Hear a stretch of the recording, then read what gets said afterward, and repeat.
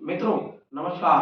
आज हम चर्चा करेंगे देश की सबसे बड़ी पार्टी और सत्ताधारी पार्टी 10 साल से सत्ता में काबिज भाजपा के प्रत्याशियों की सूचियों पर और उनके गठबंधन के साथियों पर। भारतीय जनता पार्टी ने अभी तक 405 प्रत्याशी घोषित कर दिए हैं। आपकी जानकारी में होगा कि देश में 543 लोकसभा क्षेत्र है। यूं अगर गिनती करें तो संख्या 545 है। 2 लोकसभा क्षेत्र पीओके में है, इसलिए हम उसे यहां काउंट करके नहीं बता रहे हैं। अधिकांश सीटों पर भाजपा जहां चुनाव लड़ने जा रही है, प्रत्याशी घोषित करती है। भाजपा के गठबंधन के साथियों की बात की जाए तो महाराष्ट्र में 16 सीटों पर गठबंधन के साथी लड़ेंगे। भाजपा 30 और 32 के बीच लड़ेगी। वो आंकड़ा 16 से बढ़कर 18 हो सकता है। उनके 4 सहयोगी पार्टी हैं। शिवसेना एकनाथ शिंदे, एनसीपी अजित पवार, रामदास अठवले और नए नवीले साथी महाराष्ट्र नवनिर्माण सेना के राज ठाकरे। ये महाराष्ट्र की मिसाल है। यहां सीटों की संख्या पिछले चुनाव में 41 जीती थी। ये सीटें तब आई थी जब शिवसेना एक थी और अठवले रामदास अठवले का पूरा सहयोग। और अब एनडीए के साथ जो शिवसेना है, सत्ताधीश भले ही हो लेकिन लीगेसी उसके साथ नहीं। यही एनसीपी का है। अजित पवार के साथ विधायकों की संख्या जरूर हो लेकिन लीगेसी शरद पवार। ये महाराष्ट्र की कहानी है। 48 सीटों में से गठबंधन के सहयोगी और भाजपा कितनी सीटें वापस ला पाएंगे? 41 का आंकड़ा पार होगा या 41 से नीचे जाए? अब हम बात करते हैं बिहार की। अब हम बात करते हैं बिहार की। बिहार में 40 लोकसभा क्षेत्र आते हैं। बिहार में भाजपा 40 में से 17 सीटों पर चुनाव लड़ा। पिछली बार भी उनके 17 सांसद थे। जेडीयू दूसरी बड़ी पार्टी है जो 16 सीटों पर चुनाव लड़ रही है। रामविलास पासवान, एलजेपी रामविलास पासवान 5 सीटों पर चुनाव लड़ रही है। एक सीट पर हम है और एक सीट पर राष्ट्रीय लोक मोर्चा चुनाव लड़ेगा। ये कहानी बिहार की है। बिहार में 40 में से 39 सीटें 2019 में मोदी जी जीत कर लाए थे। उनका एनडीए जीत कर लाया। अब परिणाम क्या होंगे ये तो मतदाता तय। इसके बाद एक बड़े प्रदेश पर बारी आती है जहां 39 सीटें हैं, जहां तमिलनाडु में बीजेपी का शून्य है। लेकिन इस बार पीएम के और छोटी छोटी पार्टियों के साथ उन्होंने गठबंधन किया है। वहां भी लगभग ये 23 सीटों पर लड़ रहे हैं। बाकी सीटों पर इनके सहयोगी लड़ेंगे। परिणाम क्या आएंगे? क्या शून्य का आंकड़ा 1 2 3 तक पहुंचेगा या शून्य का शून्य भाजपा को मिलेगा? इस वीडियो को यही पूरा कर दो।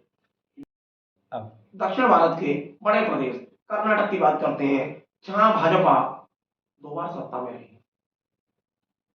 पिछले विधानसभा चुनाव में भाजपा से कांग्रेस में सत्ता जीती।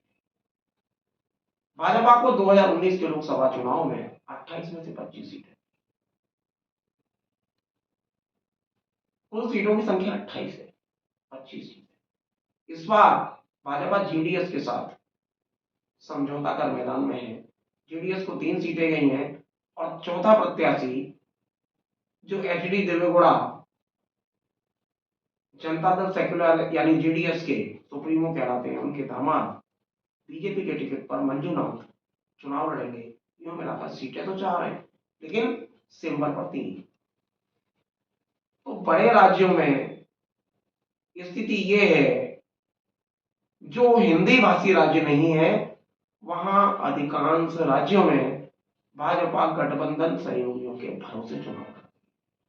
चाहे महाराष्ट्र हो, चाहे पश्चिम बंगाल हो। पश्चिम बंगाल में भी गोरखा लैंड पार्टी उनके साथ है। वो 1 सीट पर चुनाव लड़ती है और ये 41 पर चुनाव लड़ेगी। बिना गठबंधन के इनका ये कहीं पार नहीं पाते। अगले प्रदेश में आते हैं, छोटा सा राज्य है झारखंड, जहां 14 सीटें आती हैं यहाँ आजुस के भरोसे हैं। 14 में से 12 सीट पर ये लड़ेंगे, 2 पर आजुस लड़ेंगे। आसाम में आते हैं, आसाम में 14 लोकसभा सीटें हैं, सरकार इनकी है। 3 सीटों विपक्ष को दे दी गई हैं 14 में से, 2 पर आसाम गण परिषद लड़ेगी और 1 पर यूपीपीएल चुनाव लड़ेगी। राजनीतिक तौर पर भाजपा केवल गुजरात, मध्य प्रदेश, राजस्थान, हरियाणा, दिल्ली, उत्तराखंड को छोड़कर कहीं भी अकेले चुनाव लड़ने की स्थिति में 2014 से 2019 और इसके पहले के चुनावों में भी नहीं रही है। अगर इनके गठबंधन सहयोगी ना हो तो भाजपा आज भी 182 के आंकड़े पर जाकर टिकेगी। गठबंधन सहयोगी बहुत बड़ी भूमिका है। अब हम बात करते हैं उत्तर भारत के प्रमुख राज्य उत्तर प्रदेश की। उत्तर प्रदेश में भी भाजपा ने 80 में से 5 सीटें भले ही सहयोगियों को दी हो, लेकिन आरएलडी, सपा और अपना दल एवं निषाद पार्टी के भरोसे आज भी वो है। अगर ये चारों दल अलग हो जाते हैं तो स्थिति भाजपा की ये होगी कि चुनावी रण में मामला 50 से नीचे आ जाए। निषाद पार्टी को जो सीट दी गई है कबीर नगर से, 2019 में भी प्रवीण कुमार जो संजय निषाद के पुत्र हैं वो भाजपा के उम्मीदवार के तौर पर चुनाव जीते। इस बार भी वही होने जा रहा है। सपा और अपना दल इनको ही रालोद सहित सीटें दी गई हैं, बाकी तो कोई ऐसा साथी नहीं कि जिसको ये उसके सिर पर चुनाव। कुल मिलाकर सीधी बात है कि 543 में से 405 सीटों पर प्रत्याशी घोषित किए हैं। बिहार में मात्र 17 उम्मीदवार लड़ रहे हैं, मतलब 23 सीटें इनसे बाहर हैं। आसाम में 3 बाहर हैं, कर्नाटक में 3 बाहर हैं, तमिलनाडु में 13 बाहर हैं, आंध्र प्रदेश में मार्च 25 में से 6 सीटों पर चुनाव लड़ रहे हैं। तेलंगाना में चुनाव भले ही 17 सीटों पर लड़ रहे होंगे, पर जीत की स्थिति क्या होगी मामला सामने आएगा। यही स्थिति केरल की है। केरल में इनका धर्म सेना से गठबंधन है, लेकिन ना गठबंधन जीतता है, गठबंधन के साथी जीतते हैं, ना आज तक भाजपा को जीतने का मौका मिला। केरल में 0 है। इनका मिशन है 400 का, पर जब प्रत्याशी 405 घोषित हो चुके हैं और महज 20-25 सीटों पर ये प्रत्याशी और घोषित करेंगे, तो 425-430 सीटों पर चुनाव लड़ने की स्थिति में क्या भाजपा 400 का आंकड़ा पार कर पाएगी? ये बड़ा सवाल है। ये सोचने वाला प्रश्न है कि क्या 425 सीटों में से 400, मतलब स्ट्राइक रेट क्या हुआ? 90% पार। स्ट्राइक रेट 90 पार, मतलब ये लगभग 95 का स्ट्राइक रेट जाता है। हिंदी पट्टी में मध्य प्रदेश में से 29 में से 28 सीट भाजपा के पास है। राजस्थान में से 25 सीट है और 25 है। गुजरात में 26 में से 26 है। छत्तीसगढ़ में 11 में से 9 सीटें हैं।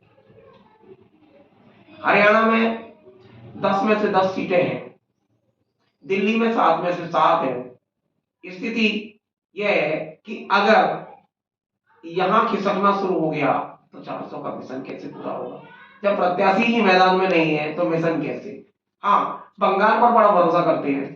बंगाल में अभी विश्लेषण सामने आया है कि भाजपा और टीएमसी में मतों का अंतर 1% है। भाजपा इस पर आस लगाए बैठी है कि कांग्रेस और सीपीएम के प्रत्याशी त्रिकोणा मुकाबला बना देंगे और वहां इनमें आपस में इनकी आपस की मुठभेड़ का फायदा हमें होगा। लेकिन बंगाल का जो मतदाता है वो इतना समझदार है कि वो पहले तय कर लेता है कि उसे तृणमूल के साथ जाना है या भाजपा के साथ।